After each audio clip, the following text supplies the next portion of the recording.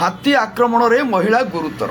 ବର୍ଷା କାରଣରୁ ଝଡ଼ା ଯାଇଥିବା ଧାନକୁ ବିଲରୁ ଘରକୁ ଆଣୁଥିବା ସମୟରେ ହାତୀଟି କରିଥିଲା ଆକ୍ରମଣ। ସୂଚନା ମୁତାବକ କୁଲଢିଆ ରେଞ୍ଜ ଆମ୍ବୁଝର ଗ୍ରାମର ବତିମଣି ସିଂ ଓ ତାଙ୍କ ପରିବାର ବିଲରେ ଥିବା ଧାନଗୁଡ଼ିକ ବର୍ଷା କାରଣରୁ ନଷ୍ଟ ହେବା ଭୟରେ ଝାଡ଼ି ବସ୍ତା କରି ଘରକୁ ଆଣୁଥିବା ସମୟରେ ବତିମଣିକୁ ଏକାକୀ ପାଇ ଗୋଟିକିଆ ଦନ୍ତା ହାତୀଟି ତାଙ୍କୁ ଆକ୍ରମଣ କରିଥିଲା। ବତିମଣିଙ୍କ ଗୋଡ଼ରେ ଆଘାତ ଲାଗିଥିବାରୁ ଚିତ୍କାର ଶୁଣି ପରିବାର ଲୋକ ହାତୀ